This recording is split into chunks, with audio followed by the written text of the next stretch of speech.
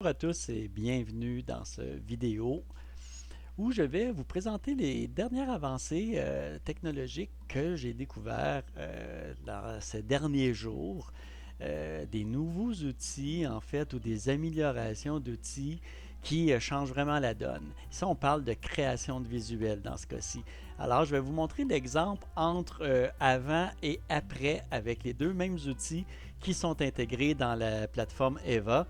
Et ça va vous mettre au fait de ce qu'on est en train de vivre comme transformation, donc transformation informatique, mais de plus large spectre, une transformation au niveau de l'organisation de notre travail. Alors, sans plus tarder, allons tout de suite au vif du sujet. Je suis avec l'assistant Milo, création de visuel. Je lui ai fait un prompt qu'on voit ici et j'ai copié le même prompt dans deux assistants. C'est ce qu'on va faire dans le cadre de cet exercice, c'est de voir comment la même outil, donc avec deux modèles différents, peut être aussi performant. Et dans ce cas ici, c'est la création d'un petit journal local, défi que depuis plus de 2 ans, j'essaie de, de, de régler pour des clients municipaux. Donc, comment faire un petit journal municipal sans être obligé de créer une architecture complète en arrière. Alors, c'est ce qu'on va découvrir ensemble. Je suis avec un de mes outils, voici le deuxième, et je lui pose la même requête. Il me répond merci de ce que tu m'as produit. Je lui ai même demandé d'intégrer mes logos avec mes couleurs, respecter mes couleurs, ce qu'on peut faire en programmant un outil pour vous, mais dans ce cas-ci, je le fais pas à pas. Donc, il me demandait ici, dans ma demande, que je lui demande de fournir les détails essentiels de la création d'un visuel promotionnel. Et l'outil est déjà créé pour me proposer des visuels, des couleurs, il m'accompagne pas à pas. Alors, il m'a demandé mes logos, je lui ai donné afin qu'il les intègre. Il m'a après demandé à quel endroit je voulais l'installer, discret en coin ou plus central et visible. Donc, c'est toute la programmation en arrière de notre assistant. Alors, je lui ai dit go. Il me fait une proposition d'illustration que je vais passer très rapidement. Vous pourrez le regarder tranquillement si vous le souhaitez. Le but, c'est de vous montrer le comparatif. Alors, je lui ai dit ici, produit le visuel. Et il me produit un visuel qui est en lien avec EvaScan, donc mon outil qui permet d'extraire de l'information de documents. Donc, que ce soit des factures, des contrats, peu importe. C'est un outil que nous avons développé, un logiciel intelligent. Alors, je vais aller avec le deuxième assistant. Même requête avec Milo. Et on va voir ici son livrable. On voit ici qu'il est beaucoup plus détaillé. Pourtant, les prompts sont similaires. C'est le modèle de langage qui est évolué. Et on va aller directement avec produit le visuel. Et on voit que le visuel, par contre, dans ce cas-ci, est similaire, mais avec beaucoup plus de détails. Il me met des modèles de facture, des dates. Bon, ici, on voit qu'il a utilisé euro comme signe monétaire, ce qui aurait été quelque chose que j'aurais dû lui donner comme information au préalable, ou de modifier son prompt afin de lui dire de ne pas produire de visuels qui intègrent des dollars qui ne sont pas des dollars canadiens. Fait que déjà là, on a un comparable qui est plus intéressant que celui qu'on avait vu avant. Donc ici, il y a peu de détails, pas de texte. Et dans l'autre cas, on va voir ici, il y a beaucoup plus de texte. Et ce que vous allez surtout constater, c'est que les coquilles de français, c'est terminé. L'outil est capable maintenant de nous livrer du contenu, du texte, en évitant les coquilles de français. Ça, c'est un grand avancé pour les producteurs de contenu. Donc, si je poursuis ici, je lui demande s'il peut produire un journal local. Est-ce qu'il a la capacité de le faire? Et je lui dis de s'inspirer sur le web de ce qu'il y a de disponible afin de me proposer un démo. Alors ici, il a commencé, il m'a fait une pagination, ce qui est bien. Euh, on va continuer un petit peu plus loin. Là, je lui ai demandé de faire la recherche pour identifier des petits journaux locaux et s'en inspirer. Donc, il a fait une recherche. On voit ici qu'il a été dans une des municipalités. L'outil de recherche web a déclenché. Donc, il a fait sa recherche.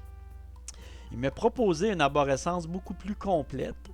Et ici, j'ai demandé d'aller sur du fictif et de faire un format 8,5-11. Là, il me dit qu'il a créé un cahier visuel et revient avec son cahier visuel, les prompts pour la page d'ouverture. J'avais pas de visuel, j'ai dit où sont les visuels. Et il m'est revenu avec la page couverture et je lui ai dit de produire. Donc, on a une première page ici qui a produit d'un journal local qui est pas mal. Et si on regarde ici avec l'outil de création, Milo, avant les modifications, donc l'outil, je dirais, de génération 1, avec ici on était avec la génération 2. Je lui ai donné les mêmes informations, c'est les mêmes prompts qui sont copiés-collés. J'ai demandé les visuels, même principe. J'ai donné même une image pour qu'il s'en inspire. Et regardez ici le visuel, donc on a un gros écart de qualité entre la page ici du premier modèle et la page du deuxième modèle. Alors on voit tout de suite ici qu'il y a une amélioration qui est énorme avec le modèle avancé, donc la nouvelle mouture en arrière du modèle de langage de création d'images. Et maintenant, il a poursuivi, donc il m'a créé une autre image parce que je lui ai demandé de s'améliorer. Et on voit ici qu'il a changé l'image pour une plus réaliste. Donc, il avançait bien, mais j'étais loin du résultat que je vais vous montrer un peu plus loin. Il avait fait une coquille de français ici. Il m'avait proposé aussi des trucs fictifs. On voit ici que c'était pas quelque chose de complet. Le intérieur, mot du maire. Donc, le rendu est assez ordinaire. Donc, trop ordinaire pour faire en sorte que j'ai envie de continuer avec cet outil. Par contre, poursuivons avec le deuxième. On a eu une première page qui a été livrée qui, à mon sens, fait bien du sens. Il m'a généré une table des matières qui est très agréable. Et là, on ne parle pas de quelque chose où ce que j'ai moi-même modulé en fonction du client. C'est lui-même qui interprète à son gré. Donc, imaginez si je lui donne un prompt spécialisé en fonction de vos couleurs, de votre architecture et même de votre journal local. Je pourrais, avec le MCP intégré, vous créer un journal local automatisé et on va voir que je pourrais aussi le connecter sur des outils internes où les différents départements pourraient fournir leur contenu et l'outil pourrait le générer automatiquement. Ici, il m'a fait le mot du maire. J'étais pas satisfait. Il le refait. Ici, on voit ici qu'il m'a fait le directeur général. Donc, il a pris un modèle qui est intéressant. Il a continué sur la même lignée qu'on avait tantôt. Après ça, il me fait ici le mot des services d'urbanisme. Fait que si je vais voir en détail dans la portion, ben, il n'y a pas de coquille. Et c'est intéressant. Ici, il parle du printemps, synonyme de renouveau. Plusieurs projets prennent forme à Démoville. Alors, on voit ici qu'il est capable, avec le prompt qui est en arrière, qui n'est pas personnalisé quand même, de me produire un document et de l'information super pertinente. Donc, je lui ai demandé de poursuivre. Ici, il me fait la petite page de boîte aux lettres. Donc, c'est le volet communication de la ville. Après ça, la page communautaire, qui est super intéressante. Et il a poursuivi ici avec le calendrier. Donc, il m'a donné le calendrier des activités, le calendrier du recyclage, de la cueillette des ordures. Et après, j'étais rendu aux petites annonces. Donc, je lui ai partagé carrément une petite annonce faite à la main, comme il arrivait autrefois, puis qui arrive encore aujourd'hui dans certaines municipalités où un citoyen apporte une annonce à publier. Je lui ai partagé et je lui ai demandé de me paginer une page de petite annonce. Il a réécrit mon annonce avec les mêmes informations, sans coquille. Il a déclenché l'interpréteur code et il m'a créé l'image des petites annonces. Donc, si on va voir ici l'image des petites annonces, il les a simulées, mais on voit ici qu'il a reproduit l'annonce manuscrite de Sylvain. Alors, c'est les avancées technologiques qu'on vit actuellement au niveau des transformations, la page de dos qui va avec.